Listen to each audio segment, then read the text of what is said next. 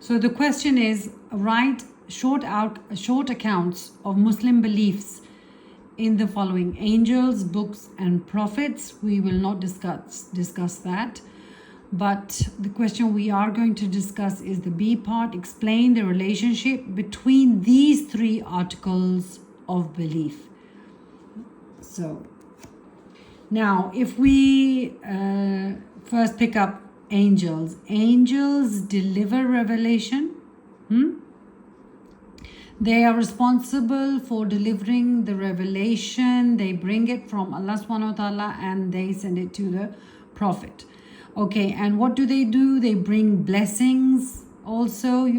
Any blessing that has to be sent to earth is brought by angels. Okay, so angels deliver revelation. They also bring blessings down from Allah, whether it's the form of rain, whether it's for the form of glad tidings, in the form of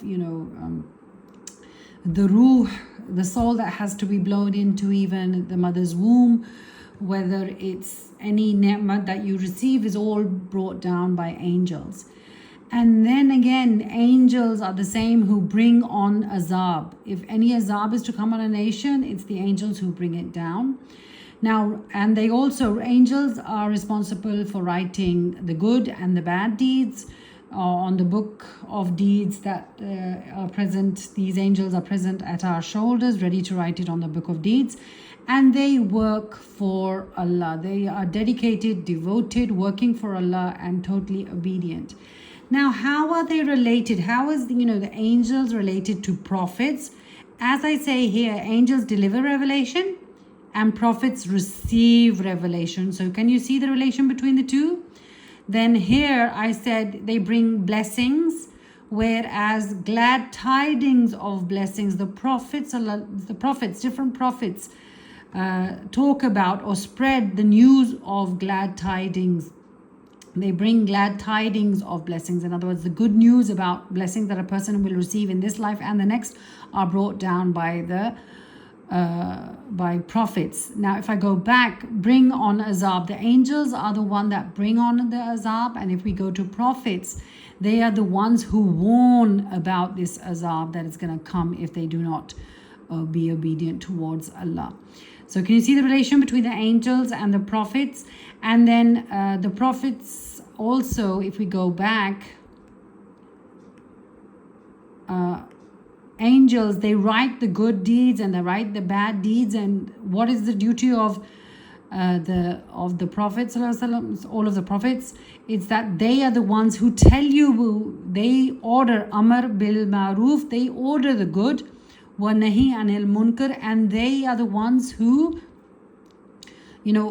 forbid you from doing bad. So in order for good or bad to be written on your book of deeds, it's the prophets who relay this information.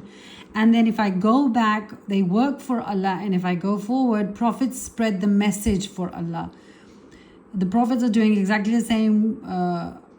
They work for Allah, but in a different way. They have to spread Allah's message. I'm sorry, I've got Allah. Okay, I corrected that. They spread the messages for Allah. Now, if I go on to the books, the collection of revelation. So now I'm going to go back to show you the relation between the three. The first pointer, angels deliver revelation. Prophets receive revelation. The books are the collection of revelations. Do you see the interrelation between the three?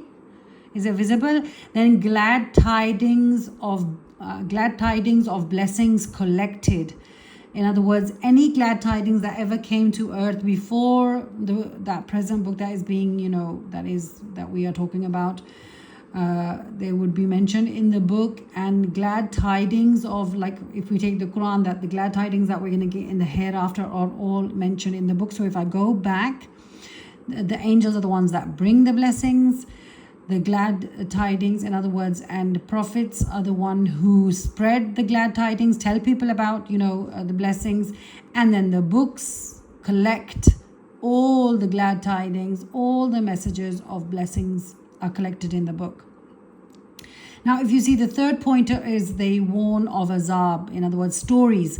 the different divine books, you will notice it in the Bible and the Torah also, they also warn of azab, and they also have stories of previous azab in their books.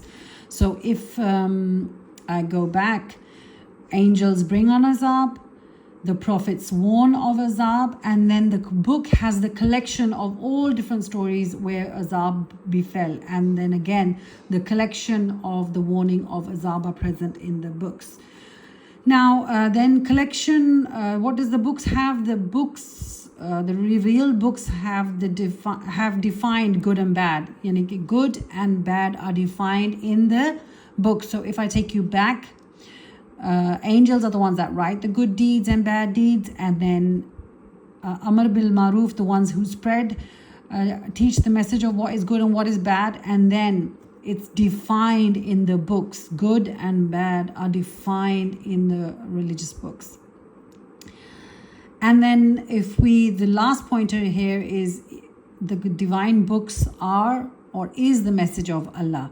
If I go back, the angels are working for Allah to deliver the message, and then what is the work of the prophets? They spread the message for Allah, and then the book is the message of Allah. So do you see how how all three are interrelated, the relation between all three? I hope I answered the question.